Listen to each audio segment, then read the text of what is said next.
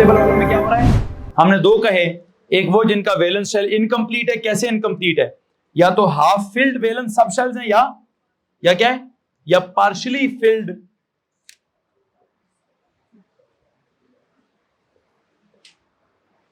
क्या है, वैलेंस सब शेल्स हैं। अब ये जिनके हाफ फिल्ड वैलेंस सब शेल्स हैं, इनके बारे में क्या पढ़ा आपने? सर ये काफी हद तक 100% नहीं होते। क्या होते हैं? 0% स्टेबिलिटी। ठीक है जी, तो हम एक काम करेंगे, इनको तो आपने पूरे का पूरा इनर्ट कह दिया, अनरिएक्टिव कह दिया, नोबल कह दिया, स्टेबल कह दिया। इसको हम क्या कहेंगे? इनके लिए मैं इनर्ट का लफ्ज इस्तेमाल बिल्कुल भी नहीं करूंगा, अनरिएक्टिव का लफ्ज इस्तेमाल नहीं करूंगा, नोबल या स्टेबल का लफ्ज इस्तेमाल नहीं करूंगा। क्या लफ्ज इस्तेमाल करूं? रिलेटिवली स्टेबल, मतलब किससे ज्यादा किससे कम, इससे कम स्टेबल उनसे ज्यादा स्टेबल। तो आई थिंक क्या लफ्ज इस्तेमाल होना चाहिए? Medium stability. चलिए मीडियम स्टेबिलिटी का लफ्ज इस्तेमाल कर लेते हैं। वो असल में पार्शली उधर का मिक्स हो जाएगा, वो है पार्शली फिल्ड, ये है पार्शियल स्टेबल। तो मैं पार्शियल स्टेबल की लफ्ज नहीं इस्तेमाल करना चाहता। इधर बोले कंप्लीटली स्टेबल, इधर बोले मीडियम स्टेबिलिटी।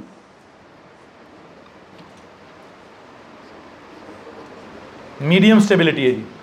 और ये जो पार्शली फिल्ड वैलेंस सब शेल्स हैं, इनके बारे में आपके लिए इतला ये की जाती है, इनका they are what, they are least stable. क्या? They are least stable. उनको क्या बोलूं मैं? They are most stable. ये कॉन्सेप्ट है मोस्ट स्टेबल का, ये कॉन्सेप्ट है मीडियम स्टेबल का, वो कॉन्सेप्ट है लीस्ट स्टेबल का। तो अगर किसी को मसला है तो हाथ खड़ा करें। अब ये जो मैं आपको बात बता जी, ऊंचा बोलिए, बस जो भी है, इधर मोस्ट उधर लीस्ट, तो दरमियान में जो भी अंग्रेजी है लगा दें यहाँ पर। ठीक है, ये एटम की किस्में आ गई हैं। क्या आ गई हैं जी? अच्छा, एटम की इन किस्मों में क्या हो रहा है? एटम की इन किस्मों में एक कॉन्सेप्ट है कंप्लीटली फिल्ड वाला, एक कॉन्सेप्ट है पार्शियली फिल्ड वाला, एक कॉन्सेप्ट है हाफ फिल्ड वाला। अब एक बात सुनिएगा और से, वैसे अगर मैं इसकी बात करूं,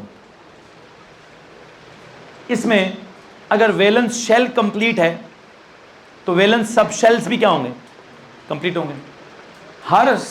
तो वैलेंस सब शेल अगर कंप्लीट है तो हर ऑर्बिटल भी क्या होगा? कंप्लीट होगा। हर ऑर्बिटल कंप्लीट है का मतलब क्या है? हर ऑर्बिटल में क्या है? पेयर्स हैं। क्या है जनाब? इलेक्ट्रॉन के पेयर्स हैं। ठीक है, अगर यहां पर वैलेंस शेल कंप्लीट है, वैलेंस सब शेल कंप्लीट है, वैलेंस ऑर्बिटल्स कंप्लीट हैं, तो हर ऑर्बिटल में कितने हैं? Each and every orbital is what? Paired. ठीक है, अच्छा, तो अगर कोई ऑर्बिटल अनपेयर्ड है, अगर किसी भी एटम का कोई भी ऑर्बिटल अगर अनपेयर्ड है, तो क्या होगा? उसको हम, उसकी स्टेबिलिटी 100% नहीं होगी। लेकिन उस न्यूट्रल एटम को जिसके अंदर कोई भी क्या होगा? कोई भी अनपेयर्ड ऑर्बिटल होगा, उसको हम क्या कहेंगे? उसको हम फ्री रेडिकल होगा। वो एटम ही होगा। क्या होगा? वो न्यूट्रल एटम ही, लेकिन कौन सा वाला होगा? वो स्टेबल नहीं होगा। वो क्या होगा? वो अनस्टेबल होगा। तो जब वो अनस्टेबल होगा तो क्या होगा? वो अनपेयर्ड इलेक्ट्रॉन होगा उसके अंदर। जनाब साहब, ये जो आपने कंप्लीट स्टेबिलिटी वाली बात की है, वैलेंस शेल इज कंप्लीट या फिर valence sub shell is complete या फिर valence orbital is complete. Valence shell भी कंप्लीट, वैलेंस सब शेल भी कंप्लीट, वैलेंस ऑर्बिटल भी कंप्लीट। और वैलेंस ऑर्बिटल के कंप्लीट होने का मतलब क्या है? इसका मतलब है each and every orbital has क्या? Each and every orbital has a pair, has a paired electron, has paired electrons.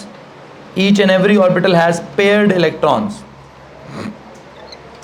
Each and every orbital has paired electrons. Okay. अब यहां पर अगर वैलेंस शेल इनकम्प्लीट है, मतलब वैलेंस सब शेल इनकम्प्लीट है, मतलब valence orbitals incomplete है, तो वहां क्या कहानी है? उनके साथ क्या कहानी है?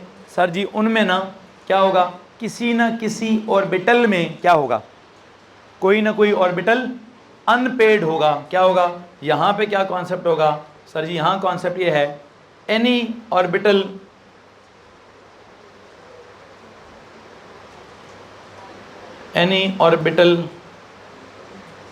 can have an unpaired electron।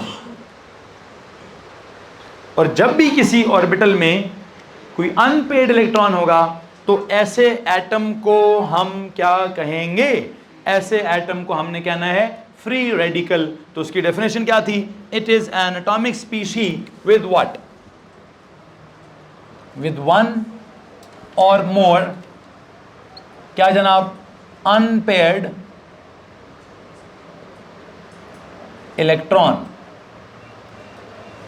It is an atomic species with one or more unpaired electron या electrons, one or more unpaired electrons, ठीक है? किस में? Of course in what? In the valence shell या सब shell या orbital। Ji, your question। हाँ जी, इसका मतलब ये हुआ सर जी, ग्रुप 8 को छोड़कर, ये ग्रुप 18 को छोड़कर बाकी जितने हैं वो सब के सब क्या हैं? वो सब के सब फ्री रेडिकल्स हैं। क्या है जनाब? अगर वो अकेले हों तो, अगर वो क्या हों? वो अकेले तो होते ही नहीं, वो तो अकेले कभी भी नहीं एग्जिस्ट करते हैं। अगर वो अकेले गैसियस आइसोलेटेड हुए, कोई भी अकेला गैसियस आइसोलेटेड एटम हुआ तो उसको आप क्या कहेंगे? आप उसको फ्री रेडिकल कहेंगे। क्या कहेंगे जनाब? वो सारे के सारे फ्री रेडिकल्स करना क्या चाहते हैं? या इलेक्ट्रॉन लूज करके कैटायन बनाना चाहते हैं, या इलेक्ट्रॉन्स गेन करके एनायन बनाना चाहते हैं, या फिर इलेक्ट्रॉन्स शेयर करके मॉलिक्यूल बनाना चाहते हैं, ताकि क्या हो जाए? अल्टीमेटली वो इधर जैसे हो जाए। ठीक है जी, खैर बहरहाल जी, किसकी?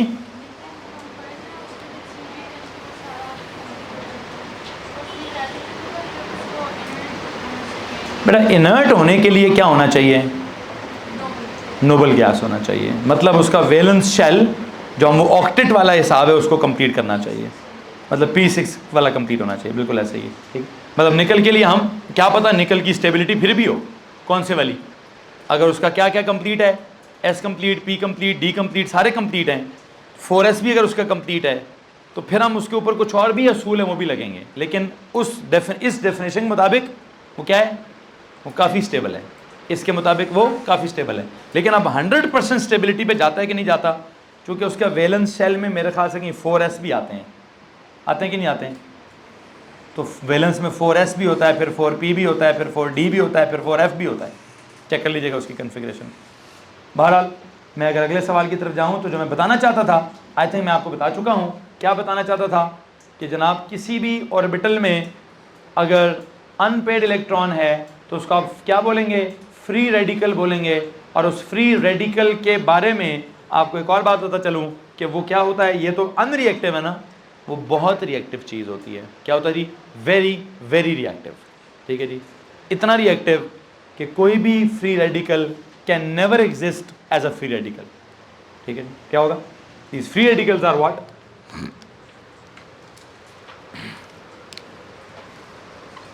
इधर जाके लिख दीजिए। और यहाँ पे मैं क्या नोट लिखवाना चाहता हूँ कि जनाब these free radicals are very reactive.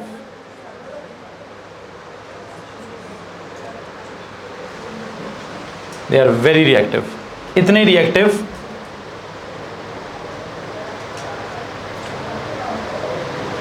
Reactive के they can not exist for more than a while. एक लम्हे के लिए शायद आप इनको बना लेंगे, अगले लम्हे में क्या करेंगे? ये अगले लम्हे में या किसी न किसी को जाके चिपकेंगे। ये किसको चिपकेंगे? जहाँ से इनकी वैलेंसी पूरी होती होगी, जहाँ से इनकी स्टेबिलिटी पूरी होती होगी। और वेरी रिएक्टिव कैसे हैं? या क्या करेंगे? दे will either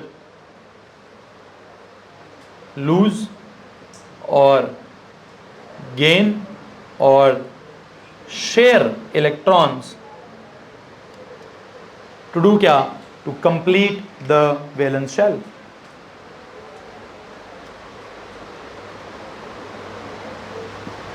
To complete the valence shell. To to complete the valence shell. ठीक है जी, यहाँ तक किसी को मसला जी? हाँ, इनको रिप्रेजेंट करने के लिए क्या किया जाता है, गौर से मेरी बात सुनिएगा। अगर मैं कहूँ, मैंने डिस्कस करना है जी ग्रुप नंबर 17 वाले, ये क्लोरीन फ्लोरीन। क्लोरीन के बारे में मुझे बताएं ज़रा, जाके उसकी कन्फिग्रेशन देखें और मुझे बताएं उसके पास कितने अनपेयर्ड इलेक्ट्रॉन्स हैं। क्लोरीन के पास कितने अनपेयर्ड इलेक्ट्रॉन्स हैं? I think it is 3p5। तो 3p5 में एक ही अनपेयर्ड इलेक्ट्रॉन है। अगर एक ही अनपेयर्ड इलेक्ट्रॉन है तो आई थिंक पूरे सिलेबस में हम एक ही जगह ये फ्री रेडिकल का लफ्ज इस्तेमाल करेंगे। कहाँ? ऑर्गेनिक केमिस्ट्री में। मैं एक एग्जांपल है, वहां पर क्या एग्जांपल दूंगा? क्लोरीन की ये वाली एग्जांपल दूंगा, क्लोरीन के एटम की एग्जांपल दूंगा, और वहां मैं क्लोरीन के एटम के साथ क्या लिखूंगा? एक डॉट। ये जो फ्री रेडिकल की एग्जांपल है, मुझे लगता है कि मेरे पूरे सिलेबस में एक ही जगह इस्तेमाल होगी। कहाँ पे? जब मैं आपको कहीं क्या पढ़ाऊंगा जी, ऑर्गेनिक केमिस्ट्री पढ़ाऊंगा, और उस ऑर्गेनिक केमिस्ट्री में क्लोरीन फ्री रेडिकल का एग्जांपल होगा। एग्जांपल दे दीजिए, for example chlorine free radical. What is chlorine free radical? Cl के ऊपर यहां एक वो डॉट बना देगा। इसका मतलब क्या होगा? Cl के ऊपर एक डॉट बनाएगा, इसका मतलब क्या होगा? कि क्लोरीन है, इसके पास एक इलेक्ट्रॉन है, एक्स्ट्रा नहीं है, अपना है इसका। वो क्या है? वन पेयर्ड है। ये क्या करना चाहता है? ये पेयर बनाना चाहता है।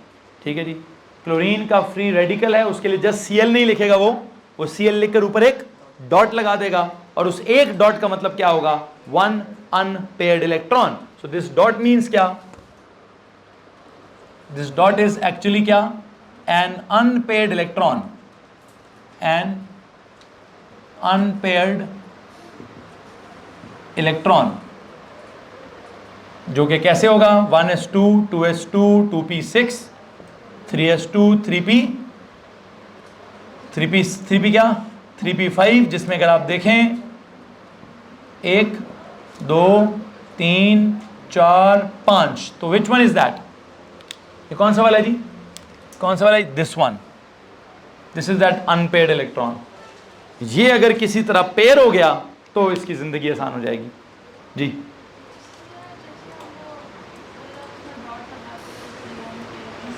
हाँ, लोन पेयर पे हम, लोन पेयर होता था वो, उस पर 2 डॉट्स होते थे। मैं भी 2 डॉट्स की बात नहीं पढ़ा रहा, मैं 1 डॉट की बात पढ़ा रहा हूँ। 2 डॉट्स तो आपका लोन पेयर होता है, मैं भी लोन पेयर की बात नहीं कर रहा, मैं 1 डॉट की बात कर रहा हूँ। One unpaired electron. ठीक है जी। हाँ, 2 होंगे कि 3 होंगे वो बात की बात होगी।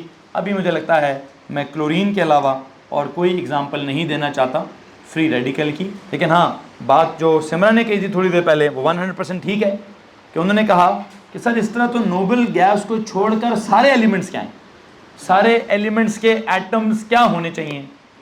और फ्री रेडिकल्स होने चाहिए। क्यों? क्योंकि उनमें कोई ना कोई अनपेयर्ड होगा। बिल्कुल सही कह रही हैं, कोई ना कोई अनपेयर्ड होगा, तो सब के सब क्या होंगे? वो सब के सब, उनके एटम्स को हम क्या कहेंगे?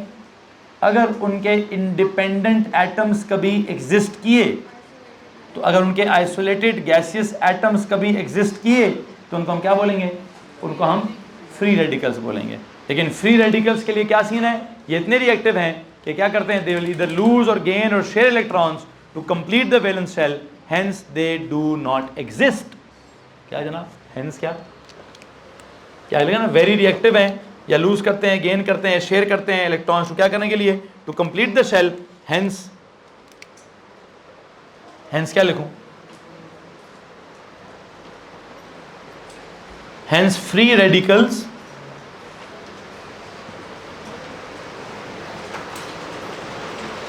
do not exist, rather free radicals do not exist freely। हाँ जी, free radicals do not exist freely, they tend to क्या? they tend to, आपने पीछे लिखा हुआ है, lose और gain और share electrons to do क्या? to complete what? to complete the valence shell, hence to make either a cation or an anion और क्या? और अ मॉलिक्यूल। ठीक है जी। क्या करते हैं? these free radicals do not exist freely, rather they exist as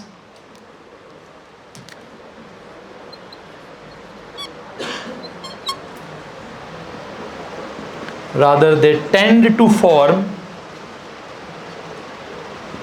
an ion or a molecule.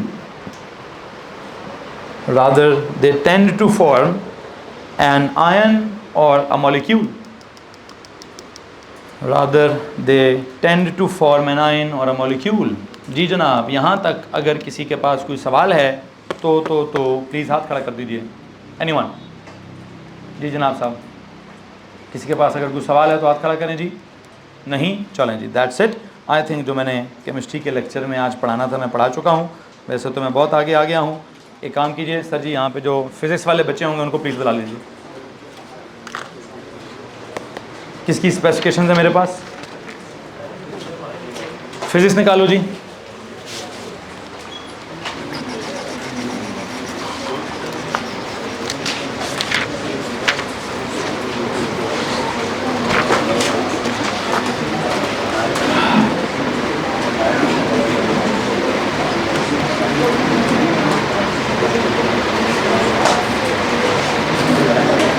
Ma'am यहाँ से बाहर वकार भाई होंगे, उनको प्लीज़ बुला लीजिएगा.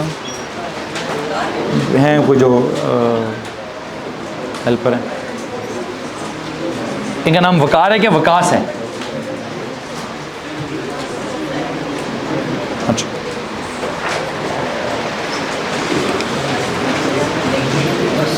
गप्पे मारो आपस में, ब्रेक है. कोई आके मुझे याद दिला दिया करो ना भाई कि सर क्लास है आप तो आ जाया करो. नहीं डिस्टर्ब किया करो, डिस्टर्ब किया करो. तुम लोग गप्पी मारते रहते हो, मुझे याद करा दिया करो, मैं भूल जाता होता हूँ. जी पुत्र, मेरा अगले हफ्ते एएस का पेपर है ना, कौन सा वाला? हाँ, तो मुझे ना थोड़ी सी डिफ़िकल्टी हो रही है इस वाली क्लास में. छोड़ दो बेशक, छोड़ छोड़ दो. उस पर ध्यान दो, उस पर ध्यान दो. ठीक, आ जाओ बेटा जी क्लास में. आ जाओ. इसको बंद करके आ जाना जल्दी. आ अल्लाहु अल्लाहु अल्लाहु अल्लाहु अल्लाहु.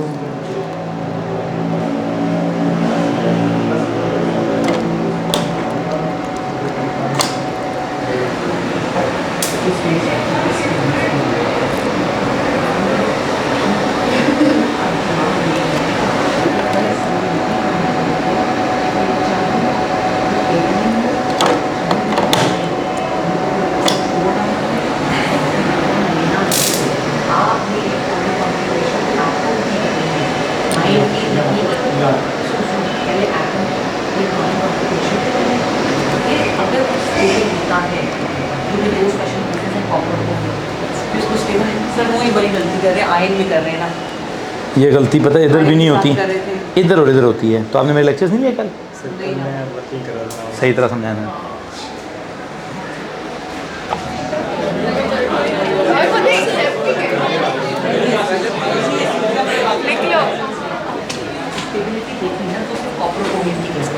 इमरान, इमरान,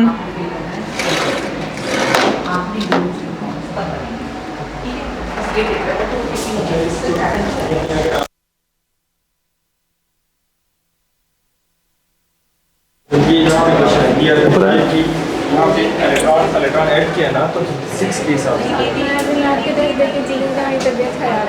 वो सर जी मैथ्स का टेस्ट कोई छोड़े सारा कुछ.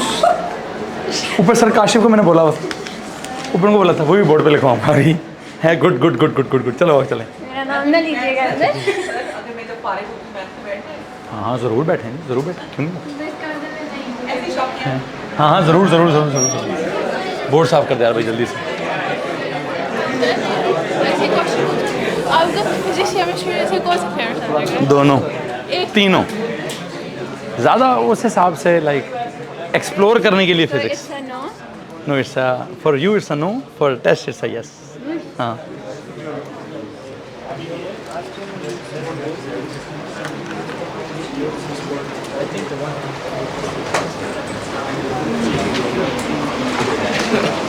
जी. तो जनाब